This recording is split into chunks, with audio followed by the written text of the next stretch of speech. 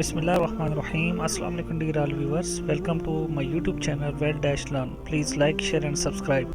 आज की इस वीडियो के अंदर हम बात करेंगे फ्यूचर परफेक्ट टेंस यानी फेल मुस्तकबिल मुकम्मल के बारे में। टेंसेस के हवाले से ये क्लास नंबर 11 है। 10 टेंसेस हमारे कंप्लीट हो चुके हैं, जिसमें प्रेजेंट टेंस की चारों टाइप, पास्ट टेंस की चारों टाइप्स और फ्यूचर टेंस की 2 टाइप शामिल हैं। इन 10 टेंसेस को हमने मुकम्मल डिटेल के साथ इंग्लिश और उर्दू ट्रांसलेशन के साथ और एग्जाम्पल के साथ सीखा था। जिन दोस्तों ने इन वीडियोस को नहीं देखा, डिस्क्रिप्शन में लिंक मौजूद है, वो इन वीडियोस को वॉच कर लें। तो चलते हैं आज के टॉपिक की जानब, फ्यूचर परफेक्ट टेंस यानी फेल मुस्तकबिल मुकम्मल। आज की इस वीडियो के अंदर हम इसके बारे में क्या क्या सीखेंगे। Definition in English and Urdu में पहचान, how to translate in English, structure या फार्मूला इसके लिए क्या है, नेगेटिव सेंटेंस मनफी फ़िक्रात कैसे बनाते हैं, इंटरगेटिव सेंटेंस सवालिया फ़िक्रात कैसे बनाते हैं, इंटरगेटिव नेगेटिव सेंटेंस सवालिया मनफी फ़िक्रात कैसे बनाते हैं, WH इंटरगेटिव सेंटेंस WH सवालिया फ़िक्रात कैसे बनाते हैं। ये तमाम चीज़ें आसान अल्फाज के साथ, एग्जाम्पल के साथ और उर्दू ट्रांसलेशन के साथ सीखेंगे। आप तमाम दोस्तों से एक छोटी सी रिक्वेस्ट है कि सबसे पहले चैनल को सब्सक्राइब कर दें और वीडियो को एंड तक लाजमी देखें।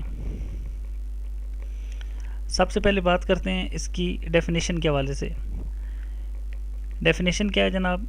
This tense gives the expression about the event or happening which will be completed in future time.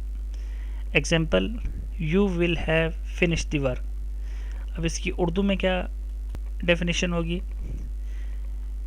Fail मुस्तकबिल मुकम्मल वो फेल है जिसमें किसी ऐसे काम का इजहार हो जो आने वाले ज़माने में किसी ख़ास वक्त पर ख़त्म हो जाएगा। ठीक है, ऐसे काम का इजहार जो आने वाले ज़माने में यानी मुस्तकबिल में किसी ख़ास वक्त पर ख़त्म हो जाएगा। इसकी मिसाल देखें, तुम काम ख़त्म कर चुके होगे। उर्दू में इसकी क्या पहचान है? उर्दू के जिन फ़िक्रात के आखिर में चुका होगा, चुकी होगी, चुके होंगे, लिया होगा, दिया होगा वगैरह आएँ, वो फ्यूचर परफेक्ट टेंस यानी फ़ेल मुस्तकबिल मुकम्मल के फ़िक्रे कहलाते हैं। जैसे एग्जांपल देखें, मैंने खाना खा लिया होगा, या इसको आप यूँ भी कह सकते हैं कि मैं खाना खा चुका हूँगा। ठीक है, मैंने खाना खा लिया होगा या मैं खाना खा चुका हूँगा, दोनों की एक ही मीनिंग है। वो ख़त लिख चुका होगा, उसने ख़त लिख लिया होगा, तुम काम ख़त्म कर चुके होगे, हम खेल चुके होंगे, वो खाना पका चुकी होगी वगैरह। ये तमाम एग्जाम्पल जो हैं वो फ़ेल मुस्तकबिल मुकम्मल यानी फ्यूचर परफेक्ट टेंस की हैं। क्लियर हो गए दोस्तों? इंग्लिश में ट्रांसलेशन करते वक्त हमने जिन जिन चीज़ों का ख्याल रखना है, उसमें वर्ब का जो है वो आपने ख़ास तौर पे ख्याल रखना है कि इसमें थर्ड फॉर्म यूज़ होगी। और यहाँ पे मैं आपको बताता चलूँ कि present perfect tense, past perfect tense या फ्यूचर परफेक्ट टेंस, तीनों के अंदर वर्ब की थर्ड फॉर्म ही यूज़ होती है। प्ले खेलना, प्लेड प्लेड, गो जाना, वेंट गॉन। ठीक है, इसी तरह एक और मिसाल, राइट रोट रिटन। हमने इस टेंस के अंदर कौन सी फॉर्म यूज़ करनी है? Third form. तो ये हमारी थर्ड फॉर्म होगी। इसी तरह और भी जो वर्ब होंगे उनकी आपने थर्ड फॉर्म यूज़ करनी है। ठीक है, अच्छा, वर्ब के बाद फिर एक चीज़ आ जाती है हेल्पिंग वर्ब। जैसे हम बाकी टेंसेज में भी हेल्पिंग वर्ब साथ साथ सीख रहे थे, तो यहाँ देखें फ्यूचर परफेक्ट टेंस के अंदर हेल्पिंग वर्ब कौन सा इस्तेमाल होगा? विल हैव या शैल हैव। ठीक है, और ये कहाँ कहाँ पे इस्तेमाल होते हैं? आई यू के साथ शैल हैव, रिमेनिंग आल जो हैं विल हैव।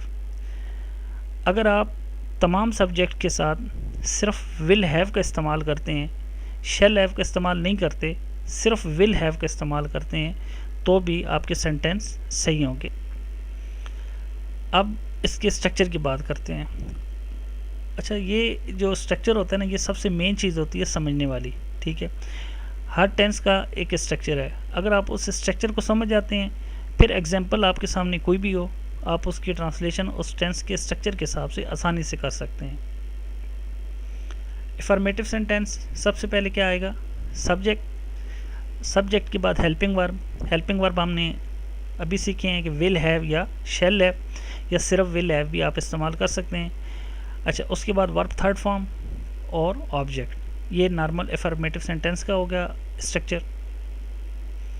नेगेटिव सेंटेंस, अब चूंकि यहाँ पे हेल्पिंग वर्ब हमारा विल हैव या शैल हैव हम इस्तेमाल कर रहे हैं, तो आपने विल नॉट हैव या शैल नॉट हैव अगर आप लिखते हैं तो ये आपका नेगेटिव सेंटेंस बनेगा। विल हैव नॉट नहीं लिखना, बल्कि will not have shall not have, यानी कि विल और हैव के दरमियान नॉट या शैल और हैव के दरमियान नॉट का इस्तेमाल करना है। ठीक है, सबसे पहले सब्जेक्ट आ जाएगा, उसके बाद जो हेल्पिंग वर्ब है विल नॉट हैव या शैल नॉट हैव, उसके बाद वर्ब थर्ड फॉर्म ऑब्जेक्ट। ठीक है, इंटरगेटिव सेंटेंस, सवालिया फ़िक्रात कैसे बनेंगे। सवालिया फ़िक्रात में आपने हेल्पिंग वर्ब विल या शैल को सिर्फ सेंटेंस के शुरू में लेना है, हैव जो है उसको अपनी जगह पर रहने देना है। ये नॉर्मल अगर आप सेंटेंस देखें तो इसमें यहाँ पे हेल्पिंग वर्ब विल हैव इस्तेमाल हो रहा है, तो यहाँ से हम क्या कर रहे हैं, विल या शैल को सेंटेंस के शुरू में ला रहे हैं और हैव को उसी जगह पे रहने देना है। विल या शैल, उसके बाद subject, have, verb third form, object. अच्छा, यहाँ पे आपने इस स्ट्रक्चर को देख के परेशान बिल्कुल नहीं होना, हर स्ट्रक्चर के साथ आगे हम एग्जाम्पल के साथ इसको सीखेंगे तो उसमें आपका कंसेप्ट स्ट्रक्चर का बिल्कुल क्लियर हो जाएगा। इंटरगेटिव नेगेटिव बिल्कुल सेम वही स्ट्रक्चर है, आपने हैव से पहले सिर्फ नॉट का इजाफा करना है, सब्जेक्ट के बाद या हैव से पहले आपने नॉट लगा देना है। विल या शैल सेंटेंस के शुरू में, उसके बाद सब्जेक्ट, सब्जेक्ट के बाद आपने नॉट लगा दिया, उसके बाद have, verb third form, object. WH interrogative क्या होगा, नॉर्मल इंटरगेटिव हमारा होता है विल या shall, subject, have, verb third form, object होता है, उससे पहले आप WH जो वर्ड होगा वो आप लगा दें तो आपका WH इंटरगेटिव बन जाएगा। ठीक है, अब हम इस स्ट्रक्चर को एग्जाम्पल के साथ सीखते हैं ताकि किसी किस्म की कोई कन्फ्यूजन बाकी ना रहे। सबसे पहले स्ट्रक्चर अफर्मेटिव सेंटेंस का, सब्जेक्ट आएगा, हेल्पिंग वर्ब आएगा, वर्ब थर्ड फॉर्म, ऑब्जेक्ट आएगा। जैसे तुम काम ख़त्म कर चुके होगे। ठीक है, यहाँ पे देखें स्ट्रक्चर के हिसाब से सब्जेक्ट आने, सब्जेक्ट क्या है हमारा, तुम के लिए क्या इस्तेमाल करेंगे, यू। ठीक है, हेल्पिंग वर्ब यू के साथ विल हैव हमारा हेल्पिंग वर्ब हो गया। वर्ब थर्ड फॉर्म, अब देखिए यहाँ पे इस सेंटेंस में काम क्या हो रहा है, कह रहे हैं कि तुम काम ख़त्म कर चुके होगे, तो ये जो ख़त्म है ये वर्ब के तौर पे है, इसके लिए इंग्लिश में यूज़ करते हैं फिनिश, और फिनिश की थर्ड फॉर्म होती है फिनिश्ड। ठीक है, ये फिनिश्ड वर्ब की थर्ड फॉर्म होगी। ऑब्जेक्ट, क्या काम क्या हो रहा है, किस चीज़ पर काम हो रहा है, तो यहाँ पे बात हो रही है काम कोई सा भी है, तुम काम ख़त्म कर चुके होगे, तो ये जो काम है ये हमारा ऑब्जेक्ट है, तो इसके लिए वर्क आ गया। ठीक है, you will have finished the work, subject, helping verb, verb third form और ऑब्जेक्ट। ये हो गया नॉर्मल अफर्मेटिव सेंटेंस। अच्छा, अब जो है हमने बनाना है इसका नेगेटिव सेंटेंस, मनफी फ़िक्रा। मनफी फ़िक्रात इसके कैसे बनाते हैं, सबसे पहले सब्जेक्ट, उसके बाद विल नॉट हैव या shall not have, verb third form, object. Example वही है, तुम काम ख़त्म नहीं कर चुके होगे, सब्जेक्ट हमारा तुम है, तुम के लिए यू आ गया, उसके बाद हमने लगाना है, ये देखिए नेगेटिव सेंटेंस है चूँकि, इसलिए हम विल नॉट हैव लिखेंगे। ठीक है, विल नॉट हैव, और फिर वर्ब हमारा क्या है, ख़त्म करना, ख़त्म के लिए फिनिश, थर्ड फॉर्म फिनिश्ड, और ऑब्जेक्ट हमारा क्या है, work. You will not have finish the work, तुम काम ख़त्म नहीं कर चुके होगे। इसके बाद आ जाता है सवालिया इंटरगेटिव सेंटेंस। सवालिया फ़िक्रात इसके कैसे बनाते हैं, सवालिया फ़िक्रात के लिए आप हेल्पिंग वर्ब को सेंटेंस के शुरू में लाएंगे। आपने पूरा हेल्पिंग वर्ब सेंटेंस के शुरू में नहीं लाना, बल्कि सिर्फ विल या शैल उसको सेंटेंस के शुरू में लाना है, हैव जो है वो अपनी जगह पर ही रहेगा। विल और शैल plus subject plus have, verb third form, object. क्या तुम काम ख़त्म कर चुके होगे, क्वेश्चन है। ठीक है, सवालिया है, इसलिए सबसे पहले हेल्पिंग वर्ब हमारा विल है, उसके बाद सब्जेक्ट हमारा तुम, ये यू आ गया, उसके बाद हैव। ठीक है, और फिर वर्ब थर्ड फॉर्म फिनिश और object work. Will you have finish the work, क्या तुम काम ख़त्म कर चुके होगे। अच्छा, इसके बाद आ जाता है इंटरगेटिव नेगेटिव सेंटेंस। सवालिया मनफी फ़िक्रात कैसे बनाएंगे। इसके अंदर सवालिया भी है और साथ नेगेटिव भी है, यानी मनफी भी है। हेल्पिंग वर्ब विल या शैल को सेंटेंस के शुरू में रखना है। इसके बाद सब्जेक्ट, सब्जेक्ट के बाद नॉट, फिर have, verb third form object. क्या तुम काम ख़त्म नहीं कर चुके होगे। सबसे पहले हेल्पिंग वर्ब विल या शैल, विल आ गया हेल्पिंग वर्ब हमारा, उसके बाद सब्जेक्ट हमारा तुम, यू आ गया, और फिर not have, will you not have, और वर्ब थर्ड फॉर्म फिनिश्ड, और उसके बाद work object. Will you not have finish the work, क्या तुम काम ख़त्म नहीं कर चुके होगे। ठीक है, तो ये इसका आ गया इंटरगेटिव नेगेटिव सेंटेंस। इसके बाद आ जाता है जनाब W H. W H interrogative sentence कैसे बनाते हैं। आपने उर्दू के अंदर जो ट्रांसलेशन लिखी हुई है उसमें आपने पहले देखना है कि डब्ल्यू एच के लिए वर्ड कौन सा यूज़ हो रहा है। यहाँ पे देखें, ये कैसे जो वर्ड है, तुम काम कैसे ख़त्म कर चुके होगे, तो ये जो कैसे है ये है डब्ल्यू एच। ठीक है, तो अब पहले स्ट्रक्चर को देख लेते हैं कि यहाँ सबसे पहले डब्ल्यू एच आना है। ठीक है, व्हेन, वेयर, वाई वगैरह जो भी डब्ल्यू एच फैमिली में से कोई वर्ड हो वो आएगा।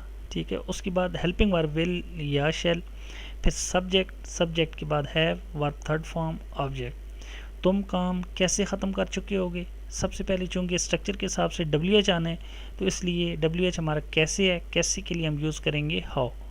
उसके बाद हेल्पिंग वर्ब विल या शैल, विल आ गया, सब्जेक्ट हमारा यू, तुम के लिए यू। उसके बाद हैव आ गया, वर्ब थर्ड फॉर्म फिनिश्ड, और फिर object work. How will you have finish the work, तुम काम कैसे ख़त्म कर चुके होगे। उम्मीद है दोस्तों आपको स्ट्रक्चर की अच्छी तरीके से समझ आ गई होगी। तो मज़ीद एक दो एग्जांपल करते हैं ताकि स्ट्रक्चर के हिसाब से आपका कंसेप्ट क्लियर हो जाए। वो ख़त लिख चुका होगा या उसने ख़त लिख लिया होगा। सबसे पहले देखें, वो ये हमारा सब्जेक्ट है, इसके लिए ही इस्तेमाल हो गया। उसके बाद हेल्पिंग वर्ब विल हैव, और फिर लिखना, लिखने के लिए राइट, राइट की थर्ड फॉर्म रिटन, और ऑब्जेक्ट हमारा लेटर है। He will have written a letter, वो ख़त लिख चुका होगा। He will not have written a letter, वो ख़त नहीं लिख चुका होगा। Will he have written a letter, क्या वो ख़त लिख चुका होगा। यहाँ विल और हैव के दरमियान नॉट लगा दिया, नेगेटिव बन गया। हेल्पिंग वर्ब विल को सेंटेंस के शुरू में ले आए, हैव अपनी जगह पर रहा। Will he have written a letter, क्या वो ख़त लिख चुका होगा। और will he not have written a letter, क्या वो ख़त नहीं लिख चुका होगा। Interrogative negative sentence. इन एग्जांपल्स की प्रैक्टिस आपने खुद से करनी है। इनके आपने negative, interrogative, interrogative negative, W H interrogative, ये सेंटेंस आपने खुद से बनाने हैं। लड़के क्रिकेट खेल चुके होंगे। लड़के यहाँ पे ये देखें, ये है सब्जेक्ट हमारा द बॉयज़, और हेल्पिंग वर्ब विल हैव, उसके बाद खेलना, उसके लिए प्ले, प्ले की थर्ड फॉर्म प्लेड, और cricket object. The boys will have played cricket, लड़के क्रिकेट खेल चुके होंगे। वो सो चुकी होगी या वो सो गई होगी। ठीक है, यहाँ पे देखें, वो चूँकि ये फीमेल की बात हो रही है तो उसके लिए हम शी का इस्तेमाल कर रहे हैं। शी हेल्पिंग वर्ब हमारा will have, she will have सोना, स्लीप, और उसकी third form slept, she will have slept, वो सो चुकी होगी। वो सफ़र से वापस आ चुका होगा। He will have return from journey. ठीक है, विल हैव हेल्पिंग वर्ब, इसी तरह ये रिटर्न वापस आना, इसकी थर्ड फॉर्म रिटर्न, और फिर सफ़र से फ्रॉम जर्नी। वो अपनी तनख्वाह ले चुका होगा या उसने अपनी तनख्वाह ले ली होगी। ही विल हैव रिसीव्ड और टेकन हिज सैलरी। अब इन तमाम एग्जाम्पल की आपने बाकी टेंसेस खुद से बनाने हैं। तो उम्मीद करता हूँ दोस्तों आपको आज की ये वीडियो अच्छी लगी होगी। Thanks for watching this video. Please like, share and subscribe. Comment section में अपनी राय का ज़रूर इज़हार कीजिएगा। मिलते हैं नेक्स्ट वीडियो में, तब तक अपना बहुत सारा ख्याल रखिएगा। अल्लाह हाफिज़।